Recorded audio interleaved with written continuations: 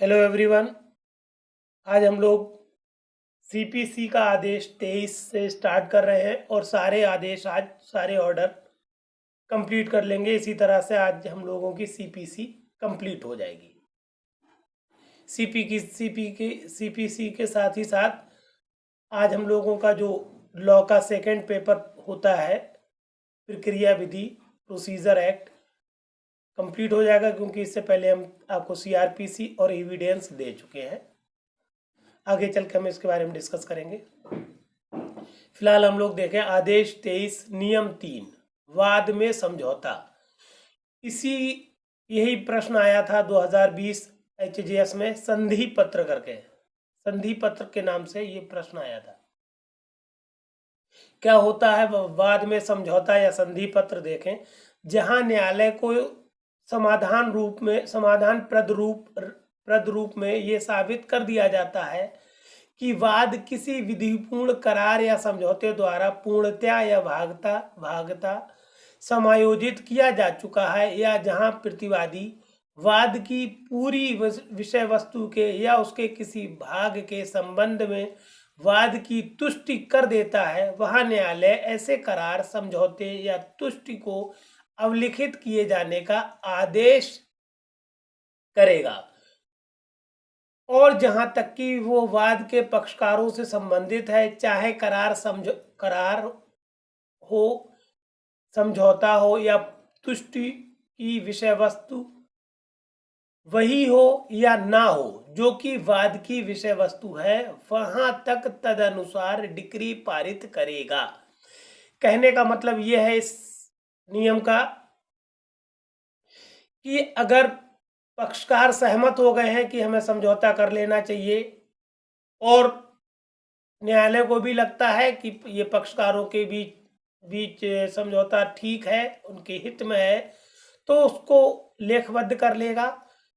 और एक और इसमें बात बता दी गई कि भले ही जैसे मान लीजिए कोई दूसरा पक्षकार है, वो उस जो विवादित संपत्ति है उसी से संबंधित करार कर रहा हो या कोई और भी संपत्ति हो सकती थी।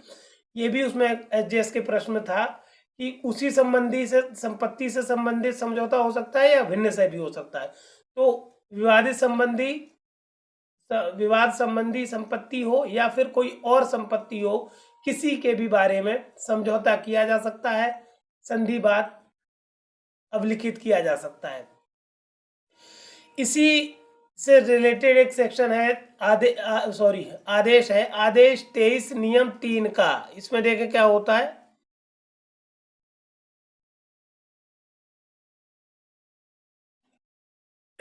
आदेश 23 नियम 3 का क्या कह रहा है? वाद का वर्जन कहते हैं बार को, मनाही को, मनादी को। क्या मतलब है इसका? कोई डिक्री अपास्त करने के लिए कोई वाद इस आधार पर नहीं लाया जाएगा कि वो समझौता जिस पर डिक्री आधारित है विधिपूर्ण नहीं है।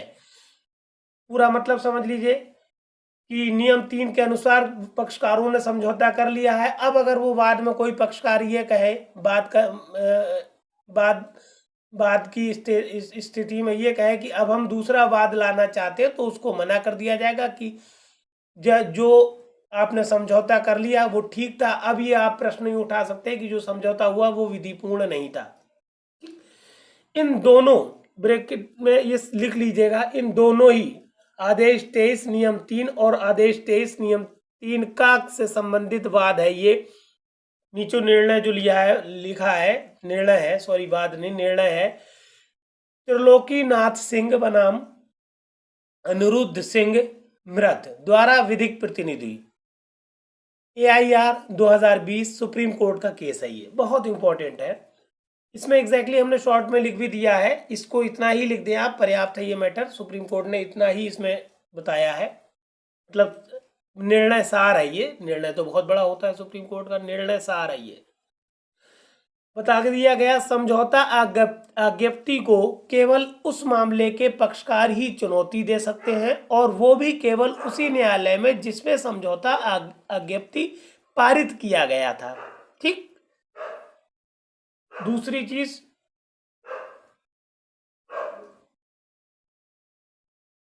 अब देखिए दूसरे पॉइंट में सुप्रीम कोर्ट ने क्लियर कर दिया, आदेश 23 नियम 3 और आदेश 23 नियम 3 का तथा आदेश 43 नियम 1 का के बारे में समझौता अज्ञप्ति के विरुद्ध ना तो पृथक वाद प्रस्तुत किया जा सकता है और ना ही कोई अपील। तदनुसार अपीलार्थी का वाद एवं अपील निरस्त।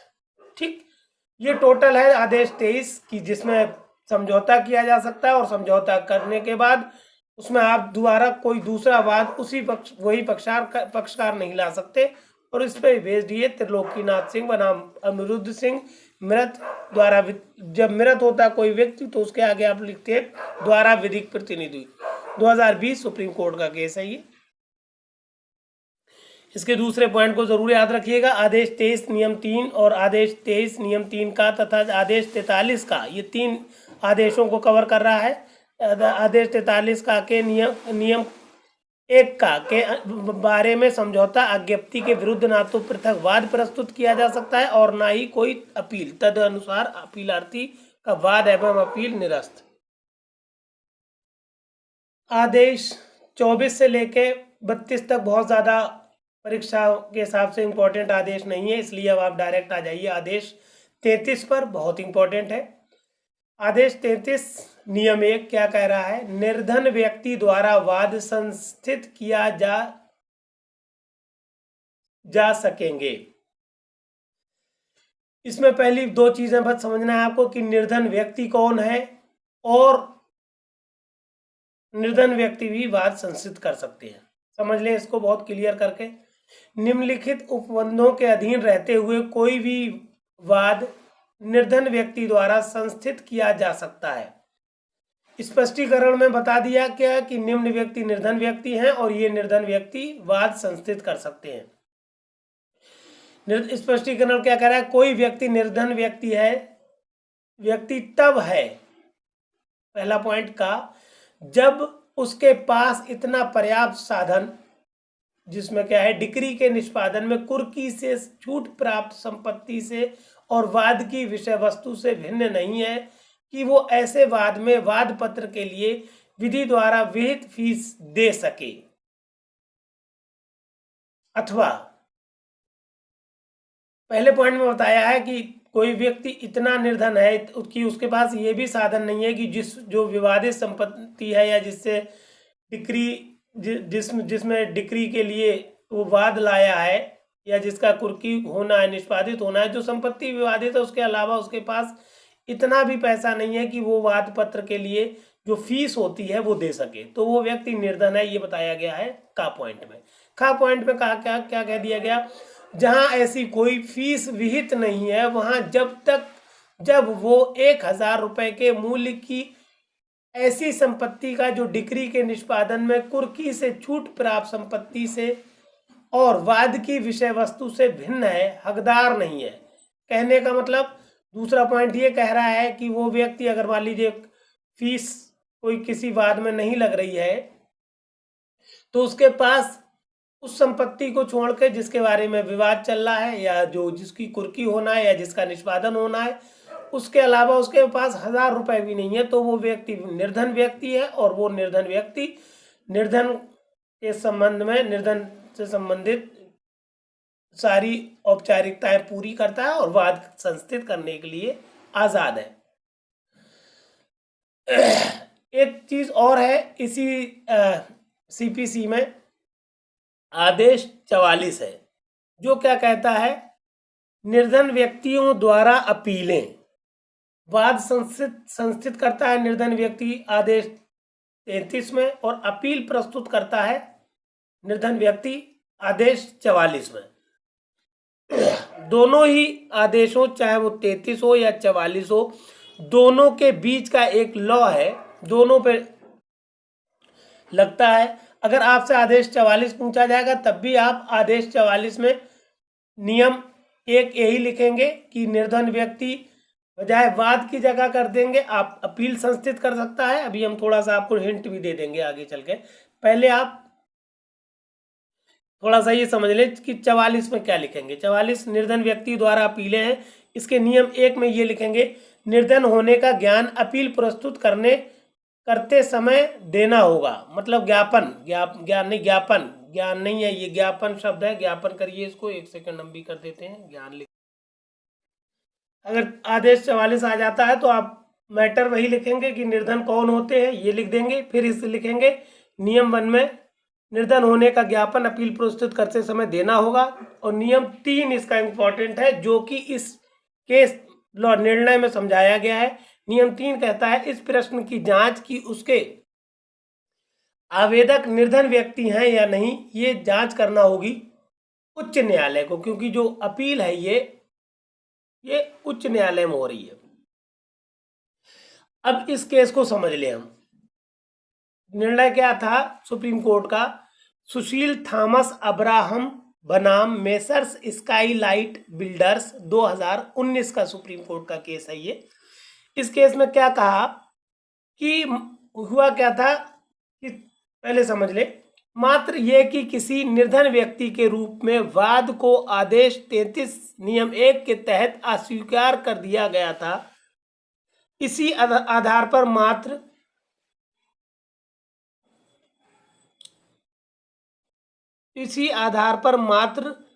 इस आधार मात्र पर उसके निर्धन के रूप में अपील को भी आदेश 44 नियम 1 के द्वारा निरस्त नहीं किया जा सकता। उच्च न्यायालय आदेश 44 नियम 3 के अंतर्गत स्वयं जांच करके ही ऐसे आवेदन को स्वीकार या अस्वीकार कर सकता है। अभी हमने बताया कि निर्धन व्यक्ति जब अपील फाइल करेगा तो उसे पहले या तो नियम 1 में ज्ञापन देना होगा, फिर नियम 3 के अनुसार उच्च न्यायालय ये जांच करेगा कि इस वक्त ये व्यक्ति जब अपील प्रस्तुत कर रहा है निर्धन व्यक्ति है या नहीं। अगर उसका समाधान हो जाता है कि अभी भी ये व्यक्ति निर्धन व्यक्ति है जबकि वो अपील फाइल कर रहा है, तभी उसको अपील फाइल करने का अनुज्ञा देगा। ऐसा नहीं है कि उस आदेश 33 के अनुसार उसने निर्धन व्यक्ति का वाद प्रस्तुत किया था और फिर उसको निरस्त कर दिया गया। मात्र इस आधार पर उच्च न्यायालय अपील को निरस्त नहीं करेगा। हो सकता है उस वक्त जब उसने वाद प्रस्तुत किया था हालात कुछ और रहे हों, और जब वो अपील प्रस्तुत करने आया है तो हालात उसके आर्थिक रूप से कुछ और हों, तो ये जांच करना उच्च न्यायालय का अधिकार है और कर्तव्य भी है कि वो जांच ले कि जो व्यक्ति निर्धन व्यक्ति से संबंधित फायदा उठाना चाह रहा है, अपील फाइल करना चाह रहा है, तो वो जांच करे और जांच करने के बाद ही अपील को अनुज्ञात करे या निरस्त कर दे। ये पूरी बात बता दी गई सुनील थॉमस अब्राहम बनाम मेसर्स स्काईलाइट बिल्डर्स 2019 में सुप्रीम कोर्ट ने एकदम दिशा निर्देशित आदेश है ये। तो इस तरह से आपका आदेश 33 और आदेश 44 दोनों हो गए हैं। सिर्फ आपको 44 में ये करना है, निर्धन व्यक्ति के बारे में बता देता है बनाना, जहां पर डिक्री का निष्पादन है वहां अपील कर दें। हालांकि 44 पूछा नहीं जाता है, 33 पूछा जाता है। फिर भी अगर पूछा जाएगा तो आप इसको अच्छे से 33 को पढ़ लें और सिर्फ 2 नियम उसमें अलग से प्रतिस्थापित कर दें और इस सुप्रीम कोर्ट के निर्णय केस लॉ को लिख दें। आपका मैटर सफिशिएंट है। आगे चले हम लोग। अब आ जाइए आप आदेश 39 नियम 1, बहुत इंपॉर्टेंट है। वे दशाएं जिनमें अस्थायी व्यादेश दिया जा सकेगा। अस्थायी व्यादेश कब दिया जा सकेगा? हमने बताया था व्यादेश को आप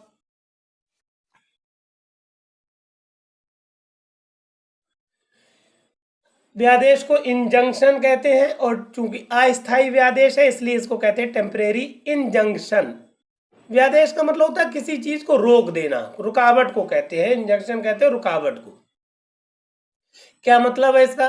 जहां किसी वाद में शपथ पत्र द्वारा या अन्यथा ये साबित कर दिया जाता है कि क्या मामले हैं ये समझे आप।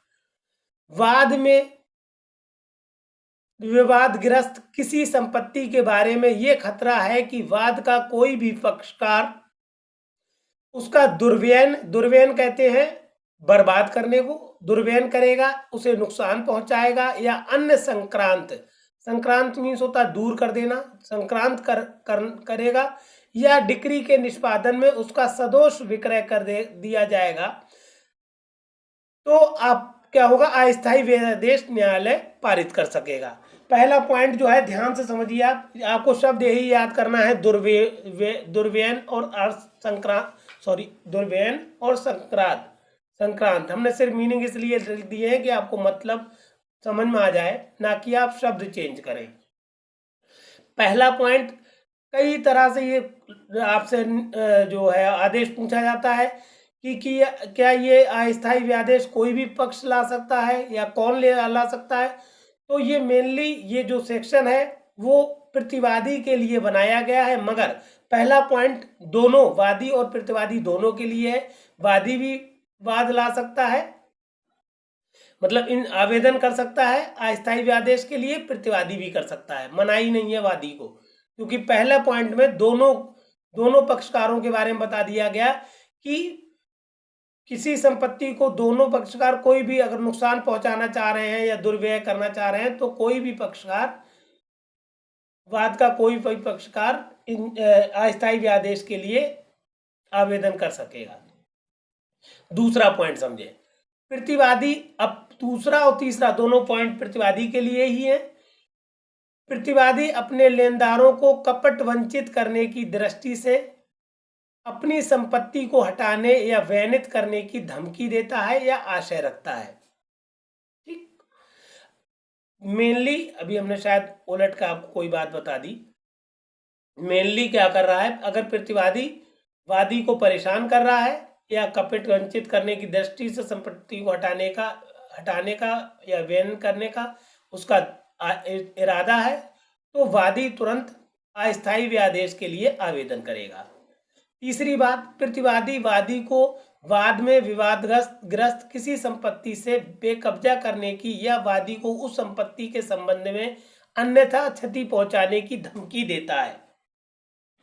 ठीक, प्रतिवादी धमकी दे रहा है कि तुमको यहां से सामान तुम्हारा फेंक देंगे, ये करेंगे, वो करेंगे, वहां न्यायालय ऐसे कार्यों को अवरुद्ध करने के लिए आदेश द्वारा अस्थायी व्यादेश दे सकेगा या उपर्युक्त उपबंधों को रोकने और निवारित करने के प्रयोजन से ऐसे अन्य आदेश जो न्यायालय ठीक समझे तब तक के लिए कर सकेगा जब तक उस वाद का निपटारा ना हो जाए या जब तक अतिरिक्त आदेश ना दे दिया जाए। अब इसको समझ लीजिए, ये क्वेश्चन कैसे आता है कि अस्थायी व्यादेश के लिए कौन आवेदन कर सकेगा। तो कोई भी पक्षकार कर सकता है, मगर मेनली ये दिया गया है वादी के लिए। वादी को अगर प्रतिवादी परेशान कर रहा है, उसे कपट वंचित करने की कोशिश कर रहा है या संपत्ति को नुकसान पहुंचाने की कोशिश कर रहा है, तो मेनली वादी आवेदन करता है कि जब तक कि ये निपटारा ना हो जाए अस्थायी व्यादेश हमें प्रदान किया जाए। मेनली ये वादी के लिए है ये सेक्शन, आदेश और ये नियम, आदेश 39 नियम 1, मगर प्रतिवादी भी कर सकता है, प्रतिवादी को मना नहीं है। हमने शायद पिछली अभी जस्ट 5 मिनट पहले उल्टा बता दिया था, ये बात आप ध्यान रखें और आप सेक्शन पढ़ेंगे तो आप समझ भी जाएंगे कि ये इसमें जो है राहत मेनली वादी को दी गई है, क्योंकि प्रतिवादी इसमें उत्पात मचा रहा है, खुराफात कर रहा है। तो मेनली ये सेक्शन वादी के लिए है कि वो अस्थायी व्यादेश के लिए आदेश करा ले, और अगर वादी भी कहीं पर संपत्ति को नुकसान करना चाहता है, कुछ तो उसका दुर्व्ययन करना चाहता है, तो प्रतिवादी भी आवेदन कर सकता है। इसमें एक निर्णय दिया गया था, सुमित्रा देवी आनंद बनाम शांति देवी, 2005 का सुप्रीम कोर्ट का ये ऑर्डर है, आदेश है, निर्णय है। डिक्री देखिए, थोड़ा सा संक्षेप में आप लिख दीजिएगा, सफिशिएंट हो जाएगा। डिक्री के विरुद्ध व्यादेश प्रदान किया जा सकता है। अगर कोई डिक्री हो गई है तो उसके लिए आप व्यादेश के लिए आवेदन करें, यदि ये साबित कर दिया जाता है कि डिक्री प्रतिरूपण द्वारा प्राप्त की गई है। कब आप कर पाएंगे व्यादेश के लिए आवेदन?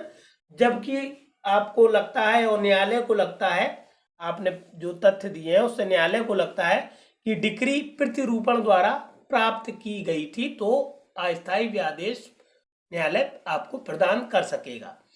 हमने नीचे लिख दिया है अपना channel @law classes by Firoz sir, इस पर आप यूट्यूब पे डायरेक्ट सर्च करें और आप हम तक पहुंच जाएंगे, जिसमें हम डे 1 से लेकर डे 100 तक पूरा आपको PCSJ और HJS का सिलेबस दे रहे हैं और सारे वीडियो के साथ हमने जो है पीडीएफ लगा रखी है in the form of notes.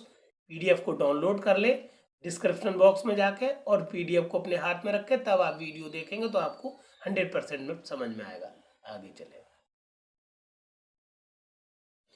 आदेश 40 नियम 1 रिसीवरों की नियुक्ति से संबंधित है। कहता है रिसीवरों की नियुक्ति।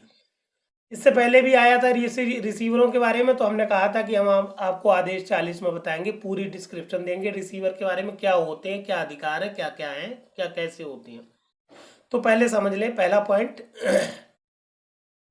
जहां न्यायालय को ये न्याय संगत और सुविधापूर्ण प्रतीत होता है वहां न्यायालय आदेश द्वारा क्या करेगा। पहला पॉइंट, किसी संपत्ति का रिसीवर चाहे डिक्री के पहले या बाद नियुक्त कर सकेगा। ठीक, कभी भी वो डिक्री, चाहे डिक्री पारित कर दी गई हो या ना बाद में की जाए, वो रिसीवर नियुक्त कर सकता है। दूसरा खा पॉइंट क्या कहता है, किसी संपत्ति पर से किसी व्यक्ति का कब्जा हटा सकेगा। तीसरा पॉइंट क्या कहता है, उस संपत्ति को रिसीवर के कब्जे, अभिरक्षा या प्रबंध को सुपुर्द कर सकेगा। तथा आखिरी बात, वादों के लाने और वादों में प्रतिरक्षा करने के बारे में और संपत्ति के आपन कहते हैं अनुमति, प्रबंध, संरक्षण मीन्स होता है उसको सही से रखना, परिरक्षण और सुधार उसके भाटकों, ये काम हो गए। क्या क्या मतलब ये हो गया, चाहे वो अनुमति हो, मतलब आपन हो, प्रबंधन हो, संरक्षण हो, परिरक्षण हो या सुधार और उसके भाटकों और लाभों के संग्रहण मीन्स इकट्ठा करना, संग्रहण ऐसे भाटकों और लाभों के उपयोजन, जो उसने भाटक और लाभ पाए हैं उनका उपयोग करना, उपयोजन और व्ययन, तथा दस्तावेजों के निष्पादन के लिए सभी ऐसी शक्तियां जो स्वयं स्वामी की हैं या उन शक्तियों में से ऐसी शक्ति जो न्यायालय ठीक समझे रिसीवर को प्रदत्त कर सकेगा।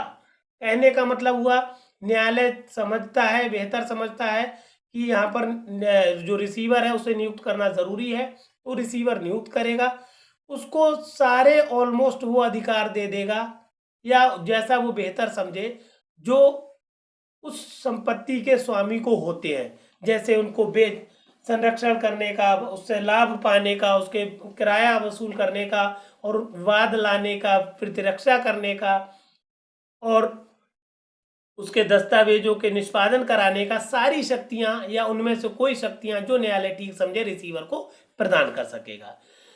दूसरा उपनियम क्या है इसका, आदेश 40 नियम 1 का, इस नियम की किसी भी बात से न्यायालय को ये प्राधिकार नहीं होगा कि वो किसी ऐसे व्यक्ति का संपत्ति पर से कब्जा या अभिरक्षा हटा दे जिसे ऐसे हटाने का वर्तमान अधिकार वाद के किसी भी पक्षकार को नहीं है।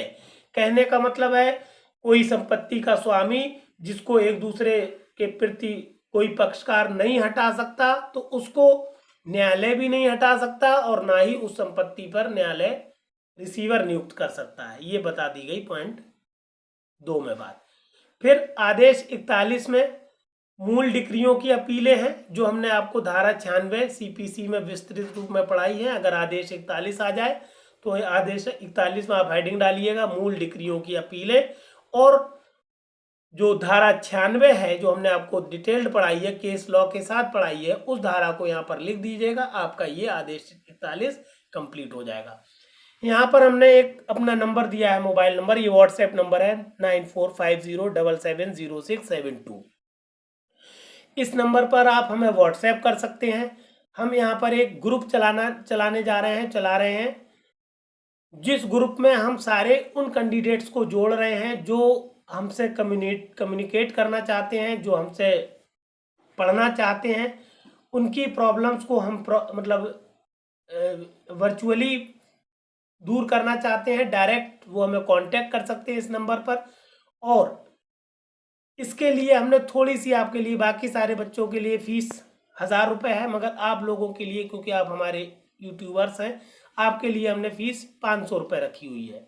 ₹500 में आप रजिस्ट्रेशन हमसे ये कांटेक्ट करके रजिस्ट्रेशन करा लें। फिर हम आपको वीकली या आपको बीच में ज़रूरत हो, जब भी ज़रूरत होगी हम आपके लिए उपस्थित होंगे, आपको वहाँ पर मदद करेंगे जहाँ पर आप फंस रहे होंगे, क्योंकि आप डायरेक्ट हमसे कम्युनिकेट कर रहे होंगे।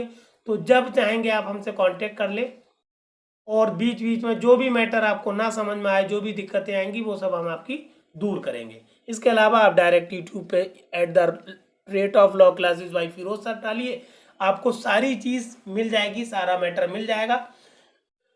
बेहतर ये होगा अगर आप इस पे हमसे कांटेक्ट करेंगे तो हम आपको और भी बेहतर चीज़ें समझा सकेंगे, कम्युनिकेट कर सकेंगे कि किस तरह से आपको एग्ज़ाम्स में फेस करना होता है, क्या क्या प्रॉब्लम्स आती हैं, क्या क्या आपको प्रिपेयर करना है, क्योंकि वो हम आपको वर्चुअली ही बता सकते हैं, ऐसे हर चीज़ नहीं बताई जा सकती। उसके लिए आपसे अनुरोध है कि आप लोग रजिस्ट्रेशन भी करा लें, तो और बेहतर होगा, सिलेक्शन पाएंगे आप। और जो बंदा सिलेक्शन पा जाएगा उसकी फीस भी हम डबल वापस कर देंगे। Thank you.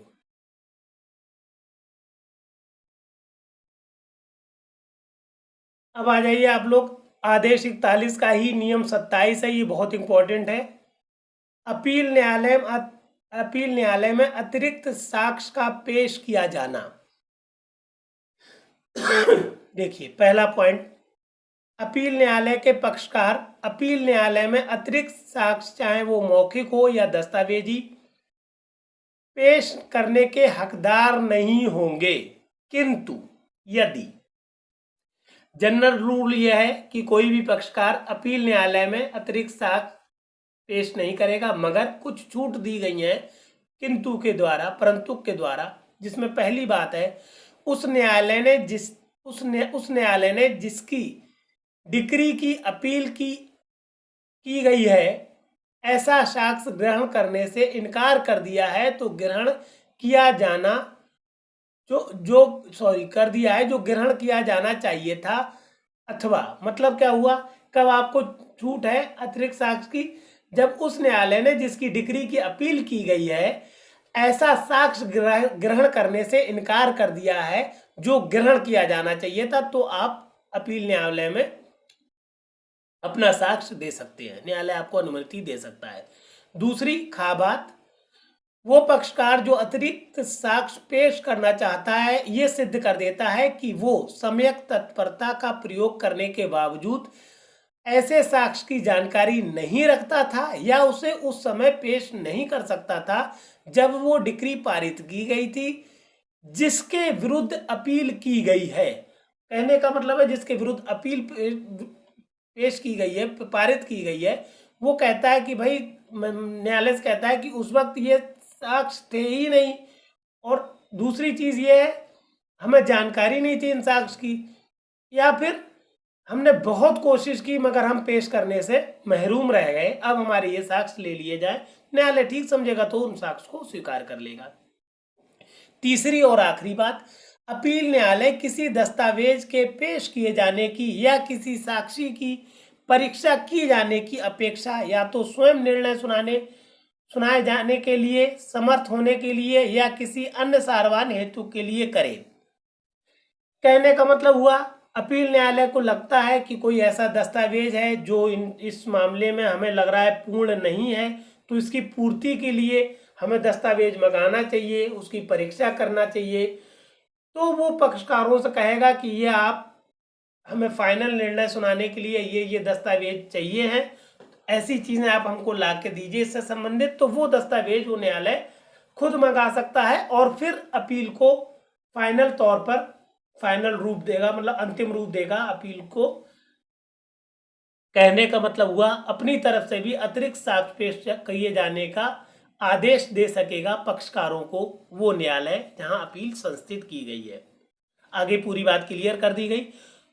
ये तीन बातें होंगी परंतु की, तो अपील न्यायालय ऐसे साक्ष्य का लिया जाना या दस्तावेज का पेश किया जाना या साक्षी की परीक्षा किया जाना अनुज्ञात कर सकेगा।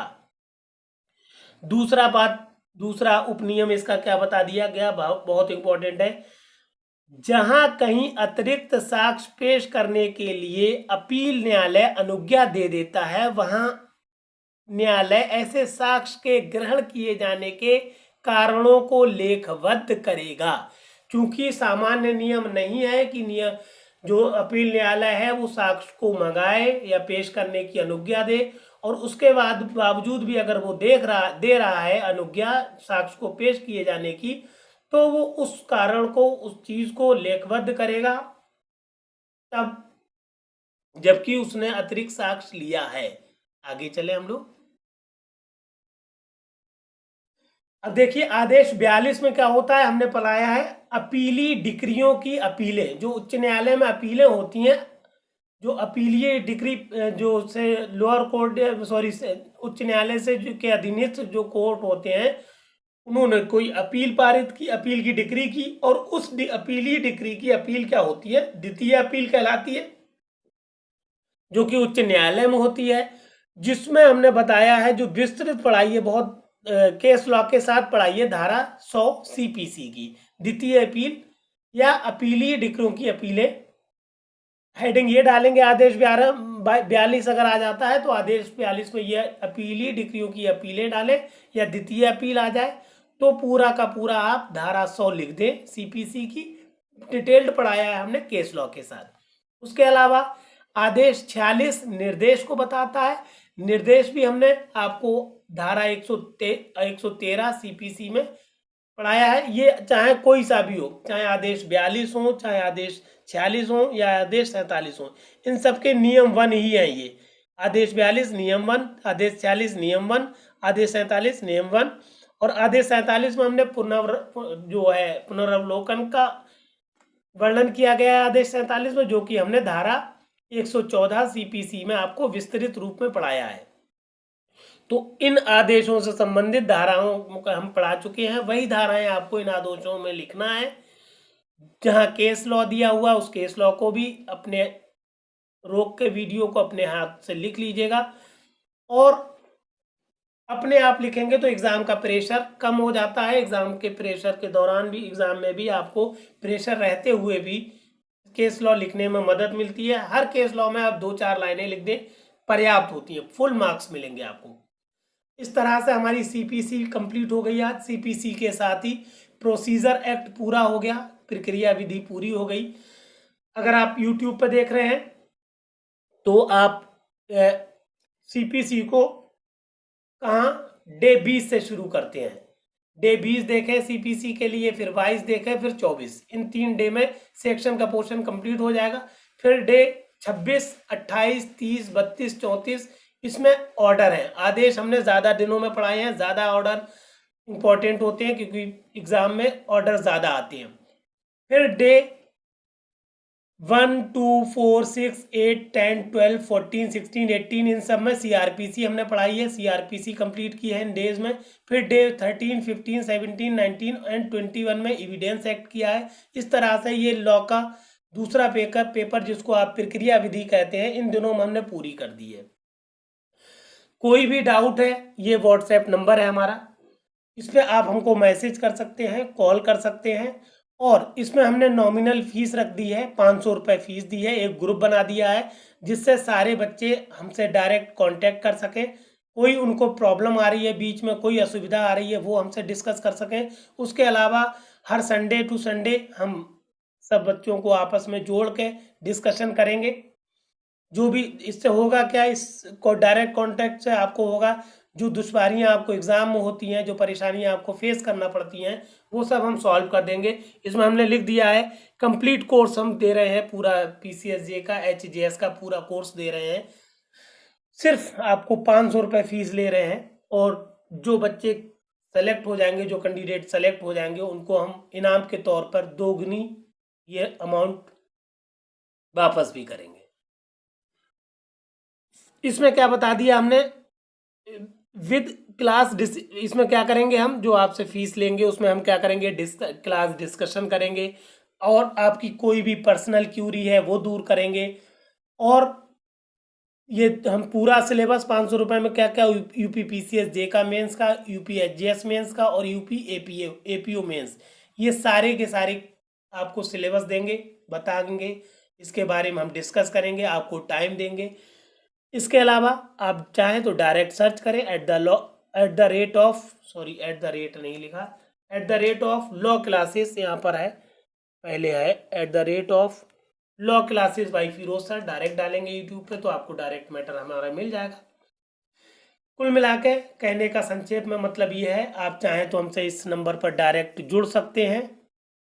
कोई फीस का अगर कोई मैटर होगा तो उस पर भी आप डिस्कस कर सकते हैं, कोई ऐसी कंडीशन हो तो वो आप हम सारे साथ शेयर कर लें। पैसे का कोई बहुत ज़्यादा मुद्दा नहीं है, मेन मुद्दा है कि आप लोग सेलेक्ट ज़रूर हों, इसीलिए हम आपको ये मैटर दे रहे हैं। कॉम्पैक्ट है और बहुत मैनेज्ड वे में हमने बनाया है, बहुत मेहनत से ये मैटर बनाया है। हर मैटर में हमने आपको हर वीडियो में डिस्क्रिप्शन बॉक्स में जाके PDF दिया है, हर केस, हर सेक्शन, हर ऑर्डर में आपको हमने लेटेस्ट केस लॉ दिया है। सिर्फ इस मैटर को आप आराम से पढ़िए और आप सिलेक्शन लीजिए।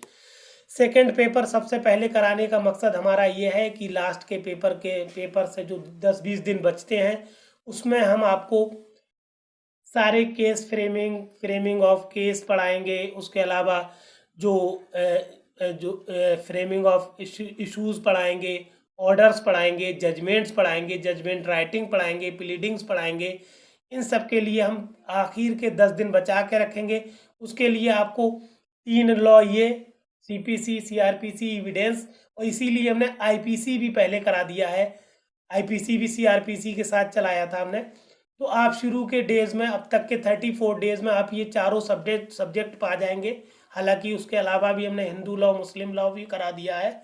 आपके ऑलमोस्ट 6-7 सब्जेक्ट हम करा चुके हैं अब तक, और पूरा सिलेबस हम कोशिश करेंगे आपके एग्ज़ाम PCSJ जो मई में है उससे 10 दिन पहले कंप्लीट करा दें, 10-20 दिन पहले। और उससे भी पहले हम आपके साथ प्लीडिंग्स, जजमेंट राइटिंग्स, ये सब डिस्कस करना स्टार्ट कर देंगे, क्योंकि ये सब चीज़ें बहुत ज़्यादा इम्पोर्टेंट है। तब तक आप CPC, IPC, एविडेंस और CRPC को अच्छे से कंप्लीट तैयार कर लीजिए, जिससे हम जब जजमेंट राइटिंग या ये सब चीज़ें, framing of issues, framing of विभागक तथ्यों का स्थिरीकरण, ये सब पढ़ाएं तो आपकी समझ में आए। Thank you for watching this. अगर आपको ज्वाइन होना है तो प्लीज़ इस नंबर पर कांटेक्ट करें या व्हाट्सएप करें 9450770672 और हमारे साथ कम्युनिकेट करें। कोई भी फीस का मसला है आप हमारे साथ बता दें, खुल के बताएं। कोई भी मामला आएगा हम हर बात पर तैयार हैं, आपके साथ खड़े हैं। आप सिलेक्शन लीजिए और हमारे चैनल को सब्सक्राइब ज़रूर करिए, शेयर ज़रूर करिए, जिससे सारे लोगों को फ़ायदा हो सके। Thank you for watching this.